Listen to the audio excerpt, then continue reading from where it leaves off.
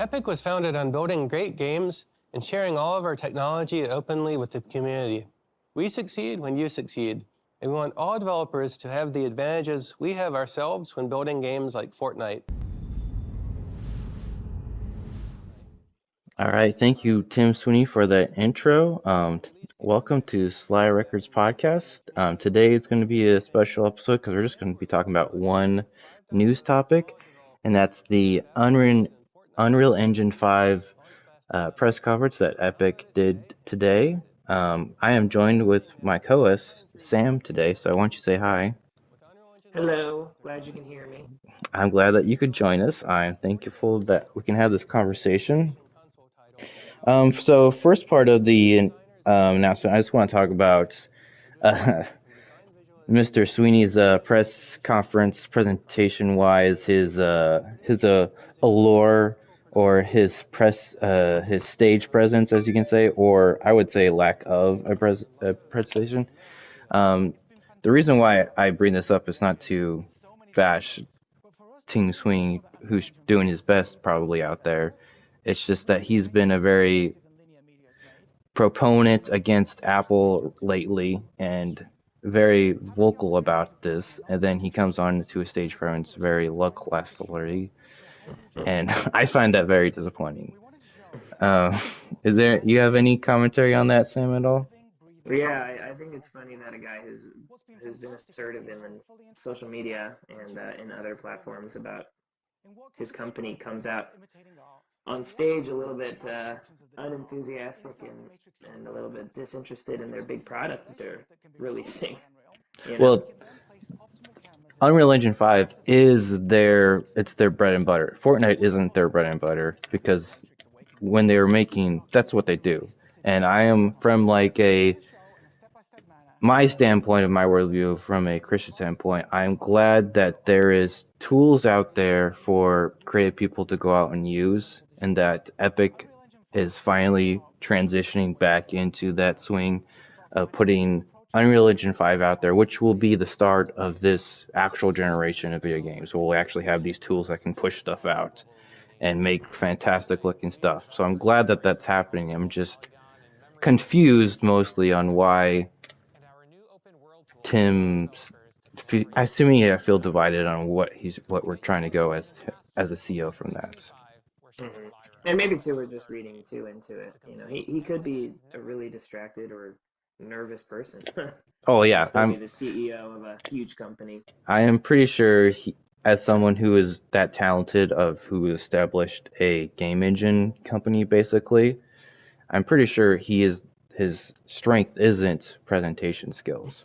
But you could say the same exact thing about myself, and I'm pretty sure I go on stage and give you a better presentation than that. I've seen you on stage, so yeah, Yes. I know. Yes, thank you. Yes, you know what I'm talking about. So we're gonna transition, I think, to another interesting thing that they haven't talked about in previous talks about Unreal 5 is that they're shipping Lyra with the engine, and it's basically a multiplayer game that you can edit yourself, make it your own kind of multiplayer game. So you have the backbone for your next multiplayer project, and it's going to be using Epic servers. It's probably somewhat based on what they've done for their own game, Fortnite. And the presentation for that was fantastic. The guy giving that presentation may or may not be related to me. I thought that was interesting. And he did a really good job of doing it. Did you have any insight that you want to talk about on that? I think Lyra is an interesting stepping stone for people who, especially maybe are new to the creative process, to have a framework to start from. I can imagine getting Unreal Engine 5 and trying to create something from scratch from the ground up would be really intimidating. So I think Lyra is a cool addition to their package that they're delivering. I think it's really good that it's going to be using Epic servers because you know that they've tested those servers with Fortnite. They know that's going to be stable. I'm curious on how much traffic that could generate. I wonder if there will be any issues if you have like a game that's having a lot of let's say, event-wise, Fortnite's doing something, and then your game is doing something. I wonder if that would Mm-hmm. cause any traffic. And then Mm-hmm. I'm curious in the sense of what this means for like if I wanted to uh, say I wanted to make a multiplayer based off of GoldenEye 007 from the 64 era and how that will go. Like some if I do too well of a good job, will I get IP restricted stuff from Mm-hmm. other companies, like legal framework on that? So I'm curious on how easy they're going to make it to rip off other games. That's my Mm-hmm. concern on that. Mm-hmm. So the next thing I would like to talk about is another thing that leads into interesting ways of may or may not ripping off other companies is the application that they've made, where you could take your phone, take several pictures of an object, and then make that as a drop in, drop out model in a game or in any project that you want to work on.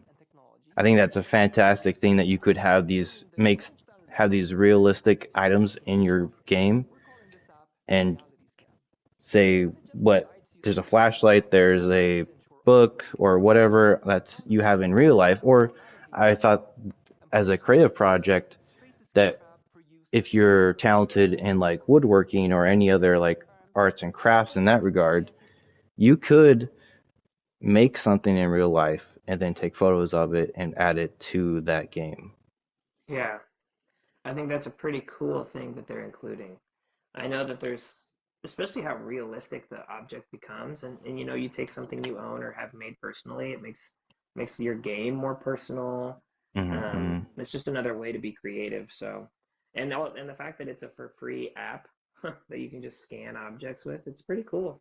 Yeah, I believe right now it's still in beta and it's like first come first servers. So I'm pretty sure that beta is already full. But I'm very curious to see if anybody who has access to it to see how hard that is and what kind of specs you would need for your phone. Looks like they show it using an iPhone, probably like it looks like 12 or 13. I know Hmm. those cameras are very optical, but from a standpoint of just taking photos, I don't think it really matters how good of a camera you have.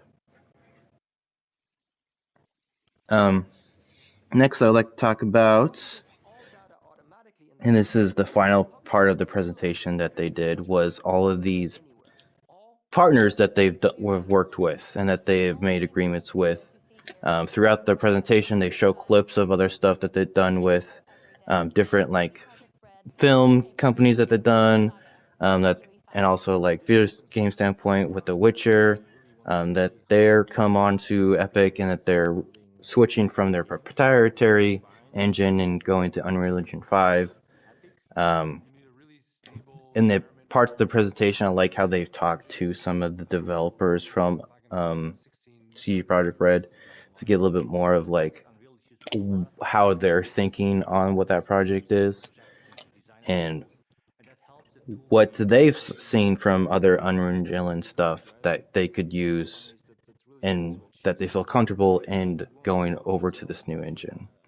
And then Hmm. there's a couple other games in there that they've talked about.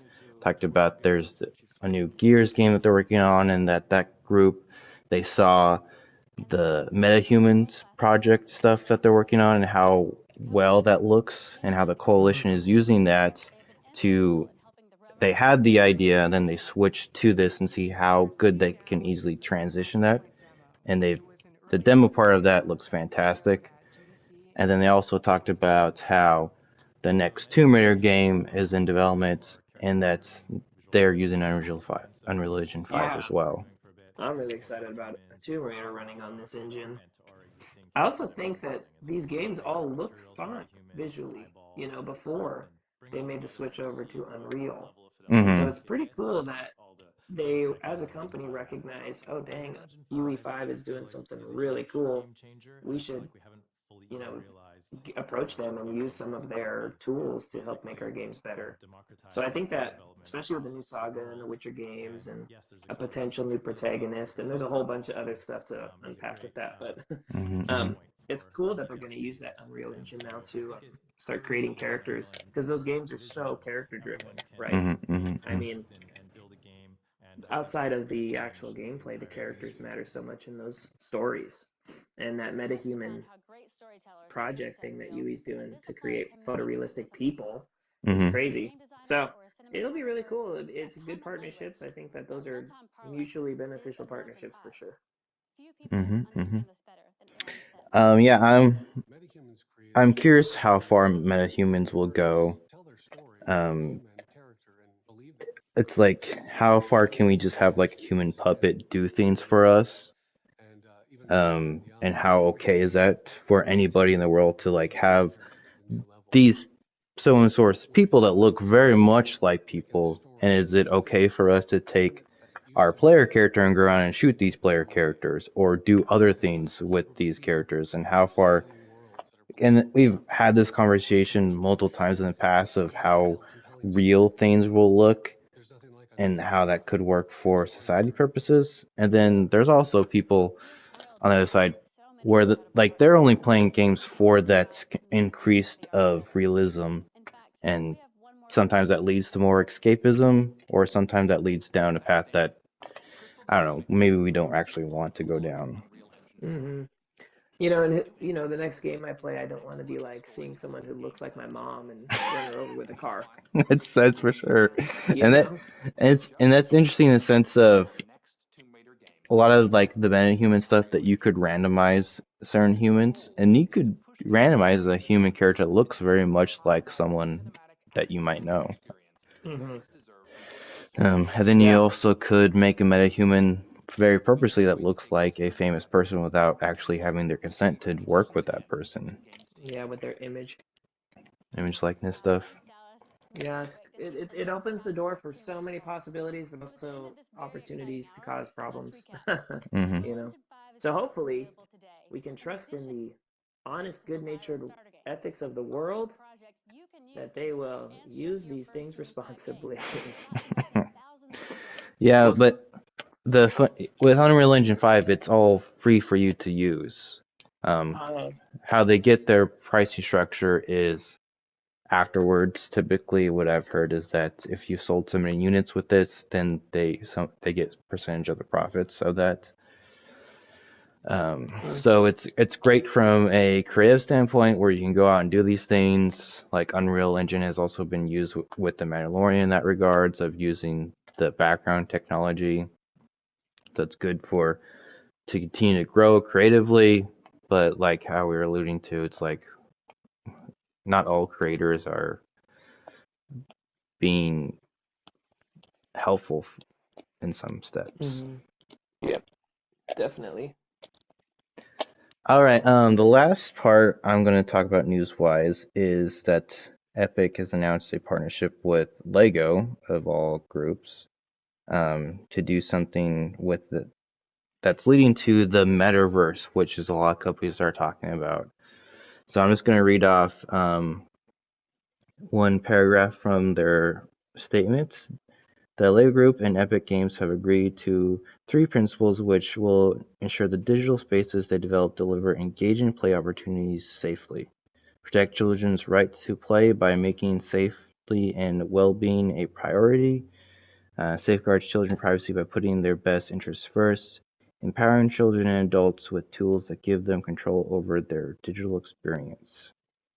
So, from a creative standpoint, they're like, yes, let's come together, make some kind of product that is very much interactive with children who probably they are being creative in the space, but they're being creative with projects that adults have made for these kids. And child safety issues are a big topic right now in other political spaces, but also it's been in the past a huge issue with YouTube. Right now you have to toggle, is this made for kids or not? How do you advertise for kids? And then the three statements I just read are how are we going to have safety issues for these children? Hmm. Do you have And any I think, Yeah, go ahead. yeah, I mean, I've got a little bit of insight in this. As a person who educates children every day, being a teacher, you know, kids are very creative on their own. You don't need to give them a lot of prompts to have them start creating. But kids are also motivated by different things.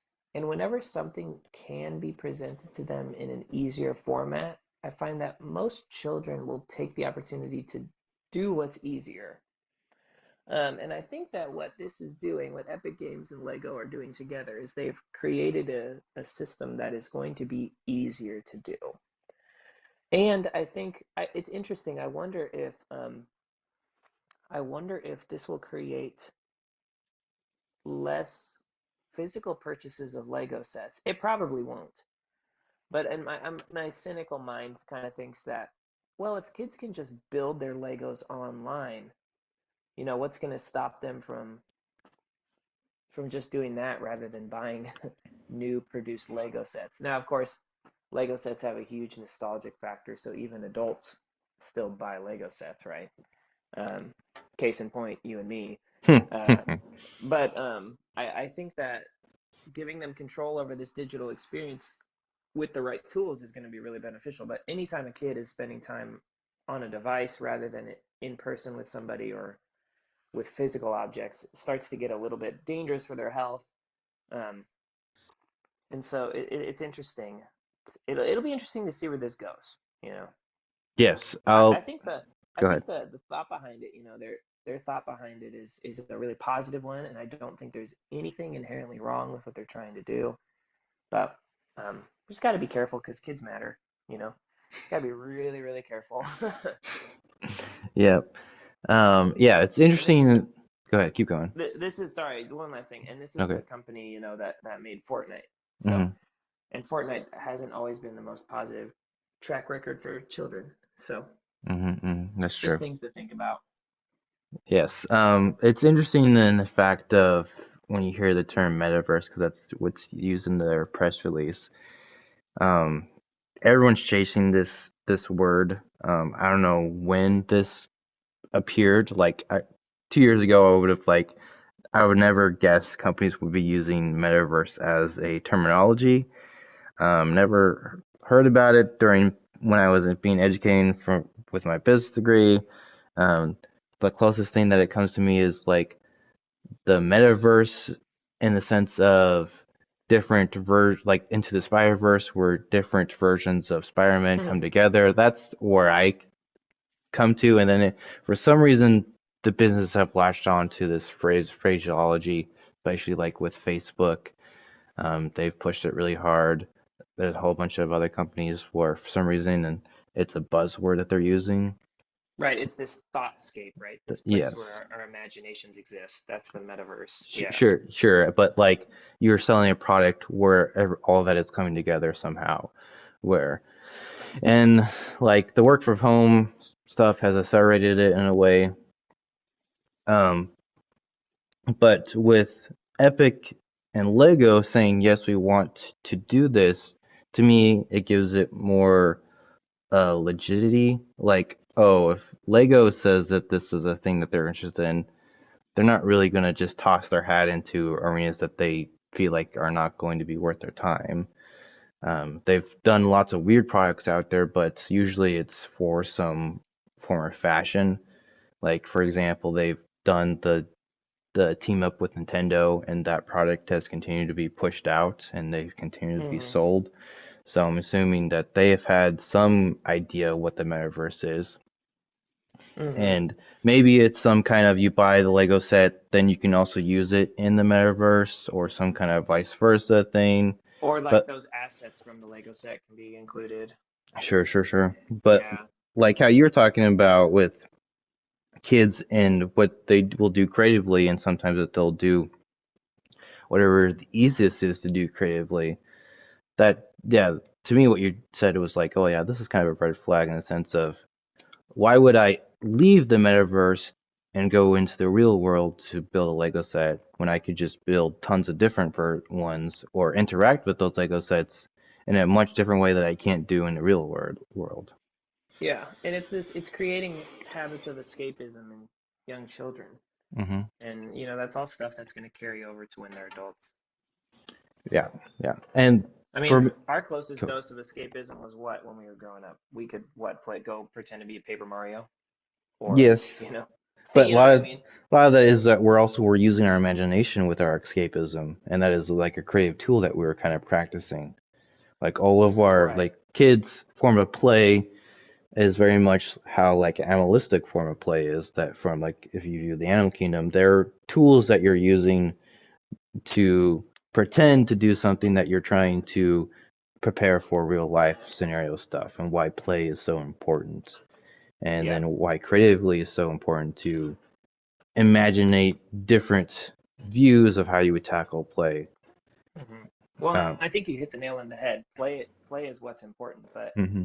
can we confidently call creating things in a digital space play? Is it the same kind of play that's healthy for us, or should we just call it something completely different? I think that's the real crux of the problem is we're not giving them play anymore. We're just giving them tools to create, which is good, but it's not creating a traditional sense of play. So, well, it'll be interesting to see where it goes. Mm-hmm. Yeah, and so this escapism of then leads to me what I've been playing recently, and this was part of the presentation. So it was like during the holidays, I think somewhere in wintertime, they released the Matrix. I think it's Awakening or Resurrection or whatever. I think it's Awakening. Yeah, okay, Awakening. It's like this demo thing for Unreal Engine 5. So in this demo, you get this more in-depth presentation of what it is with what they're doing with like metaverse maybe wise, where it starts with the character, Keanu Reeves' character, talking about why am I doing here? He's looking at this old version of himself, and then it goes to the mirror, and it's Keanu Reeves talking about how I used to play this character, and then we were wondering what it's like to be a younger version of yourself, to be able to have any different kind of skin you could put on, like what is your identity in this world. It's a fascinating like prompt, like monologue-ish thing that you go through, and then the game itself, it talks. Before playing this, I listened to people talk about it, and there's this jab towards marketing for some reason in this, and then you're introduced to your player character for this, and then it's the only thing that you do in the game itself, like gameplay wise, is that you do this like early 2000s shoot the tires montage thing, and then that's it. So then after that, you just explore the city that they give to you. The interesting thing is that it's more of an interactive part of what they've shown demo-wise. Like here's the pixelization, here's all of these different triangles that we can have on the screen that adds more detail to it. Here's the lighting effects with Lumen. So it's more of like this interactive piece. I'm not sure why it's like, I don't think there's anything for us as consumers or as players would be interested in it. I think it's more of like, here's this more in-depth sample of what you could do as a developer. So it's interesting. I don't know if you have any thoughts at all. I haven't really looked at it. I think giving people a taste of what it can be is good for the company. And if it's just a demo, then if it ends up being a full game, I might be interested in that. It looks good in the presentation. I think it's interesting in the sense that you bring up full game, because it is very much you just walk around. There's a point where you can get in a vehicle, and I'm driving this vehicle around, and there's this part where like you can do in almost any video game. Is that you see the on-rhyme that the car carrier trailer truck thing where you can drive onto that and then you can jump off of it. That's the most interesting thing I did in that is that I just jump off. And the funny thing is like you're driving this car, there's no like engine effects or sound wise, so I was like, is this maybe like electrical vehicle or whatever? So it's very like unresponsive in that way. But in this like someone could see all these assets in Unreal Engine 5. They could use that as a foundation, and they could just build a matrix game from that aspect where we have all of these models, we have the city that already built, we have this matrix filter that you could toggle on off inside the game, and they could just make that game. Yeah, we'll see where it goes. All right, Sam, thank you for joining me. We'll call that a podcast. I appreciate it very much for you coming on. Yeah, it was tons of fun. I think this Unreal Engine stuff is fascinating. I don't have a creative bone in my body, really, when it comes to creating visuals. So it's great to see an opportunity for other people to be creative, and it looks great. It's fascinating. Yeah, see how it goes. I'm sure they'll do well. Thank you. Yep. All right, salutations, everybody. See you guys next time. Bye.